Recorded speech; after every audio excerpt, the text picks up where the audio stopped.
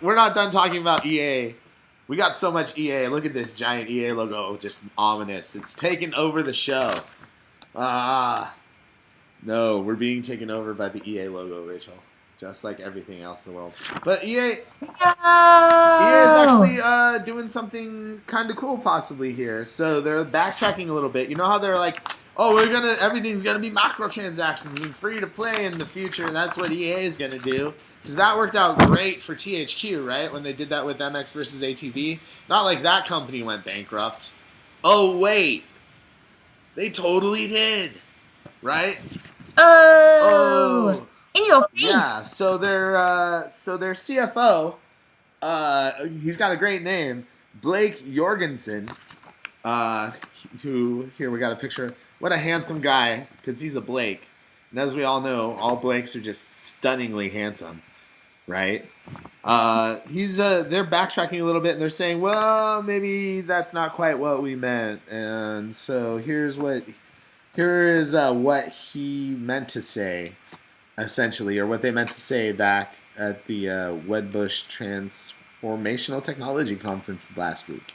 I made a statement in the conference along the lines of, we'll have microtransactions in our games, and the community read that to be all games, and that's really not true.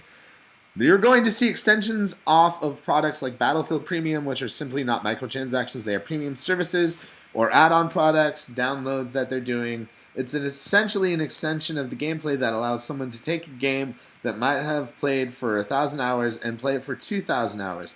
We want to ensure that consumers are getting value. Well, just put it in the game. That would pretty much ensure they got the value. Right? Yeah. I'm pretty sure if you want them to get value, give it to them when they actually give you money initially, instead of telling them to spend more money to get more value. Like, you're not really getting 1,000 hours out of a game if you have to pay more money to get double that. That's not getting 1,000 hours out of a game. That's not getting 2,000 hours out of a game. It's getting 1,000 hours out of a game and 1,000 hours out of an additional game that looks and acts just like the game you already paid for. Yeah. That's all I got to say about that. Grr. So, I mean, I don't really see how this clarifies anything. Battlefield Premium is more expensive than microtransactions because you have to pay like a annual fee for that, right?